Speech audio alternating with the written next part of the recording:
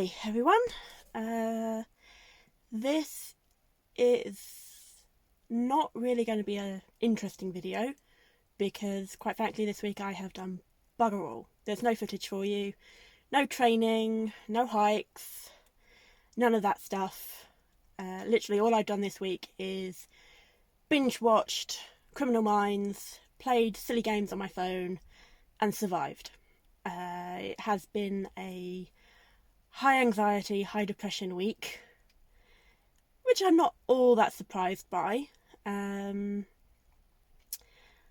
lot is changing, and that always causes a flare. So I have kind of anticipated it. I just wasn't expecting it to hit quite so hard all at once.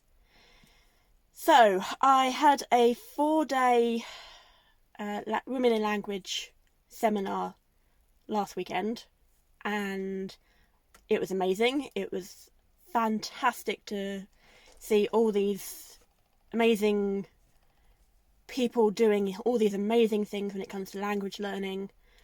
But all it really did for me was emphasise just how much I don't know.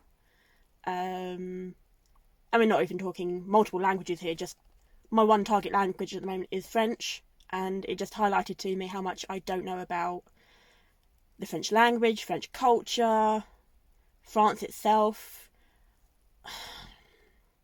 So yeah, that was probably the tipping point. But percolating beneath all of that, there was the plan was to just sign the van over to Phoebe so that she could deal with everything while I just started travelling. And I realised that the moment I officially transfer ownership to Phoebe, I am homeless again. And even though it's by choice and I will be travelling, backpacking and exploring and doing all the things that I've always wanted to do, the sheer knowledge of knowing that I don't really have anywhere to fall back to if it all goes tits up, it's scary. Terrifying, actually. So yeah, I've been dealing with that. I've been doing a lot of meditating and lots of drawing, zen doodling, just trying to get the emotions out, because if I don't, I know I will start to spiral even faster and further. And yeah, it's a rabbit hole I've been down many times before. So I'm doing the thing again. It will take a while to break. I am currently out of gas for my stove. Ran out halfway through cooking my dinner last night, and I can't actually afford to refill it until I get paid on Thursday. So I've just spent probably the last of my money on food that doesn't require heating. So I have quiche, a baguette, sandwich fillings, cheese. I guess French baguette and cheese is apropos of where I'm going. So that's not helping matters.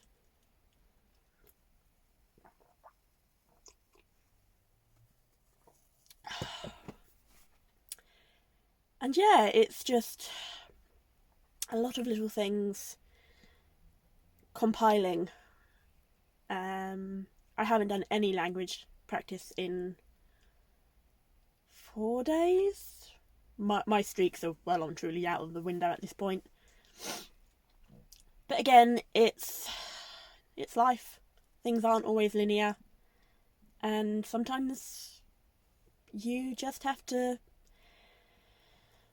hold on until things improve. And they will. I have, dear God, 5 weeks tomorrow till I travel, and I am going, COVID allowing, obviously. Which is another reason why I'm hesitant about signing over the van and clearing out all my stuff and all of this, because if things do get worse here or in France and I can no longer travel, then I don't want to have gotten rid of all of my creature comforts and be stuck living in a bare box. That wouldn't be fun. The plan had been to put all the stuff that I know I want to keep into a box or boxes up into the attic in the flat, and then anything that was left, Phoebe would either nab for herself or flog, and then the van would be sold for scrap, or as much as I could possibly get back for it.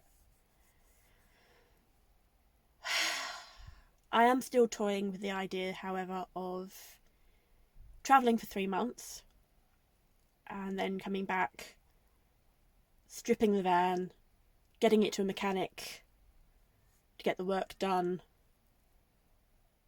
and basically starting again on the van conversion, because with the whole Brexit palaver, freedom of movement is going to end come 1st of January. So from that point on, without having to have... From that point on, it will be... You're allowed 90 days in any 180-day period in the EU. That's anywhere in the EU. So I'm thinking I would have to do 90 days, come back for 90 days, go for 90 days. Obviously, I don't necessarily have to come back to the UK, I just have to leave the EU. So, I know a lot of nomads go to Morocco, or they head further east and go to Asia. So yeah, I'm trying to not overthink it and overplan it, because I am prone to catastrophizing. My brain will automatically try and go down every negative route it can find, all the things that can go wrong, get lost, get attacked, get raped, die in a back alley somewhere. And you know what? True, all those things could happen, but also none of them could happen. I could go and I could have an amazing adventure. I could start travelling, do my stint in France, and then decide, you know what, stuff it, I'm just going to keep going. And that's what I'm hoping for. I've followed a couple of people on YouTube who are literally walking the world, and yes, bad things have happened along the way to them, but at the same time, think of the adventures they've had, the things they've seen, the people they've met. That is what I want. I want to just go and not have to stop. I hate the way our politics are going. I hate the ever-tightening grip of an impending police state. I know that could be, conspiracy theory bollocks, but at the same time, we basically have a 10 o'clock curfew, even if it's not been put in as many words. Our civil liberties are being eroded. With Brexit, we no longer even have the option of freely travelling through the EU. And yeah, I'm not liking the way this country is going, and I want out. I've wanted out for a very long time. So, we will see. I am trying to keep a positive attitude about things, even though, say, I do have my bad days. But it's a new week, new month starts on Thursday, payday, thank God. And then we'll go from there. So yeah, I am Sorry that this is just a blah blah blah blah update. I will try and do better. I will do better. And yeah, we will just carry on as we go. Ciao, folks.